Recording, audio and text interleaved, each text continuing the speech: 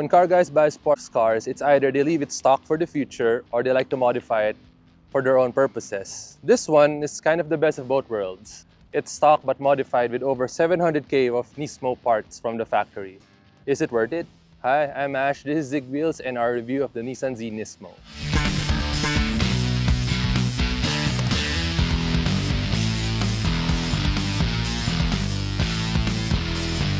So first of all, unlike other special editions or tuned models from other manufacturers, this Nissan Z NISMO is modified inside and out. And it's very noticeable here with the elongated front nose, first of all. They call it the G nose, inspired by the 240 ZG in the past. So it's around 1 inch longer. And when you see it from the side profile, you can see it's much less boxy. And the honeycomb grille is also a Nismo bespoke item. And I have to say, it does a lot, that 1 inch, for the look of the car. And I wish the stock Z actually had this face to begin with. Underneath, you have a red-lined front splitter and vortex generators that they say will help you with downforce on track. You have the same LED headlights with DRLs. And if you look closely, you can see the front sensors for the Nissan Intelligent Mobility. And of course, the Nismo badge. So moving to the side, let's take one more look at that extended nose. Looks really good from here. And the main attraction here would be this 19-inch race forged wheels with special Nismo engraving for the clout. Dunlop Sport Max tires, which are kind of similar to what the GTR runs. If you look closely, you can see the brake calipers say Akebono. So it's a special brake setup as well, special pad, and larger rotors both in front. So these ones measure 15 inches. They brake pretty well, but what we noticed was after an hour of driving, after our first car wash, there was already some brake dust buildup. So if you're the OC type, be ready to wipe them down all the time. So you have the classic long hood, low ceiling, short rear.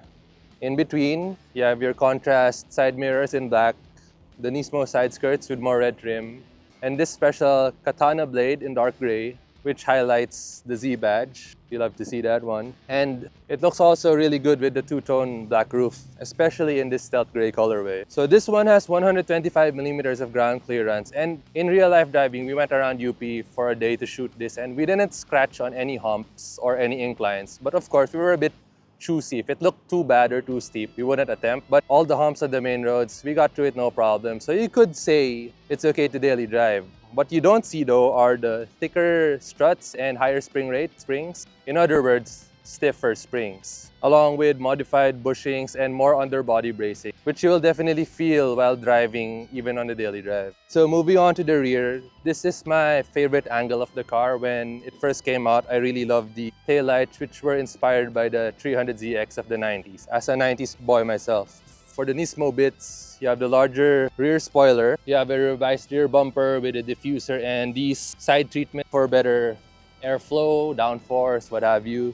You have your twin exhaust down there, which is untouched from the stock one, which means it's still quiet, unfortunately. You have the Z badge here, the Nismo badge down here, which I might have liked better maybe here. Overall, Nismo's modifications to the outside are pretty cohesive. It doesn't look like tacked on, bolted on just for the heck of it. And the best part is almost all of these mods provide some go to go with the show. Alright, so we're inside the Nissan Z NISMO. First of all, Recaro seats, manually adjustable. This is maxed out, by the way. So I'm 6'2" and I fit, I would say, snugly. The steering wheel is leather wrapped with a racing red line and Alcantara inserts, which is adjustable for reach and rake, of course. You need that for a car like this. You've got your controls for your media, your adaptive cruise control, and paddle shifters. You have the same triple gauge cluster here with a voltmeter, the boost gauge, and your turbo speed, which is something I've never needed in my life. So more interestingly here, you get a little trace out of your G-forces and another boost gauge if you prefer. And here on the digital display, you have your engine oil temp, transmission oil temp, water temperature, and differential oil temperature when you're in the sport display, which is pretty good because one of the things Nismo modded with this car is improved cooling. So as you can see from the not anymore fish scape or boxy look, The honeycomb grill lets a lot more air into the radiator, the oil coolers, the transmission cooler as well. And you can see the results right here on screen. It also has a shift indicator on top of the tachometer. It's not as bright as I would have liked. And overall, the entire gauge cluster is pretty bright. And I poked around in the settings and I couldn't find a way to actually lower the brightness. So Nissan, help. If I missed it out, someone let me know how in the comments below, because I found it pretty bright at night. Speaking of the gauge cluster, it has 3 different views. You have normal, where you can actually see your driving statistics, like your fuel consumption, trip meter. You have enhance, which looks weird, in my opinion. And you have the best one yet, which is sport, which gives you the center-mounted tachometer and all the temp gauges and stuff. And it says NISMO on top, so it doesn't just say NISMO when you turn it on. It will say NISMO with the red outline when you're in sport mode. And back in the day, people would buy gauge clusters from Japan, to NISMOfy their old cars, and they would spend lots of money. And here, that's what 700,000 gets you. You get a nice gauge cluster to stare at, which is actually pretty low-key for the NISMO branding in this cabin. It says it on the gauge cluster, it says it on the seats, but that's pretty much it. So it's not over the top, and that's a good display of restraint. The 8-inch infotainment has wired Apple CarPlay and Android Auto with your choice of USB-C or A ports, but no wireless charging. Further Nismo mods, you get the red anodized starter and drive select buttons. And speaking of buttons, a fully analog single zone air conditioning system. It does the job with a reverse camera. It's a bit low res, but helps out a lot, because while you can see a pretty unobstructed view out of the back, you don't see too low. So if there's something behind you, it's easy to miss.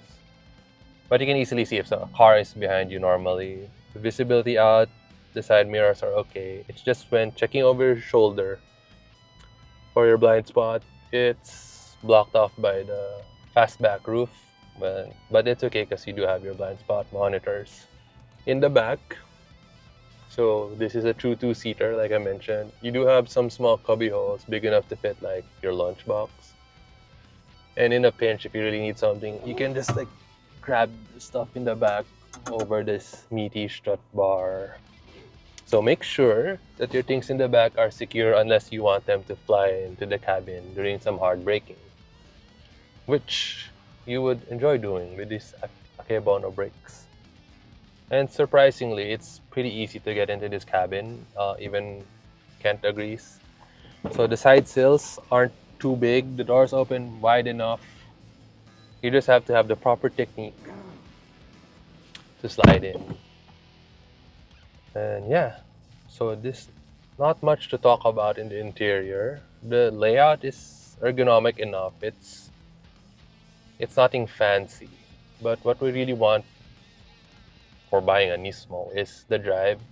So let's take this out on the road and find out what it's like. Under the hood, you have the VR30 DDTT, double Ds, double Ts, 3-liter V6 twin turbo. It's been Nismo revised with some turbo tuning, spark timing, and other measures, so those badges do actually mean bigger numbers. 420 PS and 520 Newton meters of torque. So if you remember back in the day, they were calling this Z the 400Z, and if Nissan wanted to, they can actually justify it now, since this makes 420 PS over the old or over the stock Z, which just makes 383, which is still not bad, of course. So power goes to the rear wheels with a limited slip differential through a 9-speed automatic gearbox that's been Nismo tuned for faster downshifts and overall response. So automatic, not DCT, and obviously not manual. And there are pros and cons for having a box like that, because first of all, the engine, you have basically all the power you need for daily driving and even track driving. Response is very linear, starting from around 2000 all the way till that 7K red line. There's no turbo lag, there's no delay. It's pretty good. What you will feel is the automatic transmission trying to keep up with that power, because so unlike a DCT, you can actually feel it shift. So you'd be cruising at the highway on ninth gear, stand on the throttle, it'll drop down 2, 3 gears, and you can tell. It also likes to shift back up right away. So you'll hear it go 1, 2 down, then 1, 2, 3 back up rapidly like that. So one of the pros is in normal city driving, it's very unobtrusive. You won't feel it hunt gears. You won't feel that hesitation of a DCT in slow traffic. And obviously, it's not a CVT.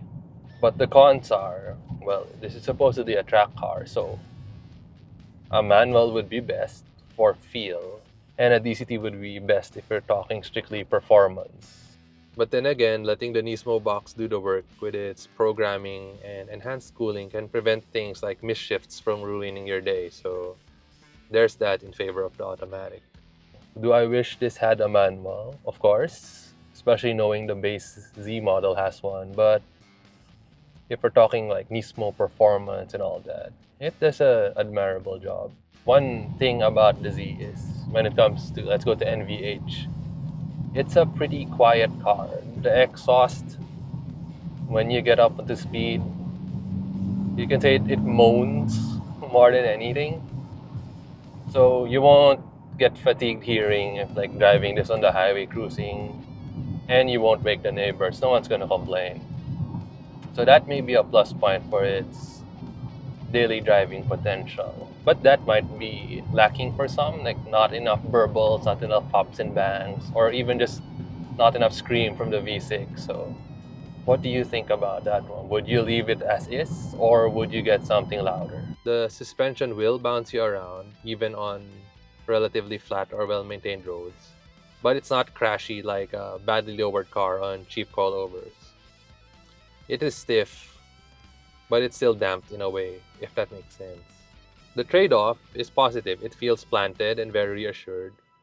There's basically no body roll, and it gives you the confidence to take any turn faster than you've ever done before. And one more thing it has, here when you see this anodized red drive mode button, so you got your standard and sport, and unique to the Nismo Z, you have Sport Plus. So this turns everything up much more aggressively. The steering weighs itself up nicely. No adaptive suspension, but the behavior of the transmission. It starts to hold gears much longer, and is much more conservative on the upshifts and downshifts. So unlike what I said a while ago, where it will quickly drop 2 gears and then go back up to 3, because after or while you're overtaking, in Sport Plus, it won't show that much changing. Instead, it'll drop a gear and hold it there until it really knows you're done. And they say you can drive on track without using these flappy paddles if you put it in Sport Plus mode. But for daily driving, I like to put it in Sport, which is a good balance of aggression without making the transmission hold gears too long. And speaking of holding gears, so of course that brings you up the rev range, and that gets us to fuel economy. So cruising on the highway here to Clark, I managed to get it up to around 11. And that's not high at all, barely double digits. And when we were stuck in traffic yesterday, it was around 5 kml. Well, to be fair, you don't buy this for fuel economy. And even now, like when you're in this sport gauge cluster mode, you can't even see any fuel economy readouts, which is, I think, a sign from Nissan. Like, don't think about it. Instead, you have your temperatures and stuff. So yeah, don't worry about fuel economy in the Nismo Z. But what you can worry about is safety, because this one benefits from the whole package of Nissan Intelligent Mobility. So you have your adaptive cruise control, emergency braking, lane keep assist, blind spot warning, rear car traffic alert. You have a reverse camera. The blind spot warnings are fun though. They light up here, not on the glass itself, and they don't beep obtrusively. But what I did notice is the front parking sensors are a bit sensitive, so a lot of times pulling up to a hump is enough to trigger it. which might actually be useful in a way because you are driving a low car. But if you know what you're doing, if I know my car or you know the roads you're going to, then you can just leave it off to get over its sensitivity. Alright, so the normal Z Premium in AT or MT, it comes in at 3.988 million pesos. And this one comes in at 4.688 or a 700,000 difference. So like we mentioned in the intro, car guys can easily spend that much on modding a car. Sometimes you'll see stuff for sale like 1 million, 1.5 million worth in mods. But then it doesn't really translate to value, right? Sometimes a stock car will actually sell for more. So this one might be the best of both worlds in that regard. So you have all the bits that scratch your modified itch, but with a factory warranty and factory build quality. And I say, like, with how it is now, you aren't really missing out on much except maybe the exhaust, like I mentioned, for more drama. But the performance is there, the looks are there, the interior, what more do you want than these nice Recaros? But that is a bit of a steep price, 4.688. It's still a far ways off from the GTR, but it also is a big jump from its competition. But then again, this is a Nismo, so it's not a run-of-the-mill Z. When you pull up the car meet, for sure, everyone will notice you have something limited edition. And with how comprehensive the mods are inside and out, and how it performs, I think it's worth the entry price. And it's just plain special because unlike other sports models of other brands, the Nismo Z isn't a normal car turned into a sports car. It's an already capable sports car tuned to the next level. So the Nismo Z is a special edition that manages to feel truly special and live up to the Nismo name. If you had one though, would you leave it as is, or would you go even further with the mods to make it more potent on the track, or just to express yourself even more? Let us know what you think in the comments below. And don't forget to hit like and subscribe. Thank you to our friends from Nissan Philippines for making this review possible. And this is Ash Mahina for Zigwheels. We'll see you next time.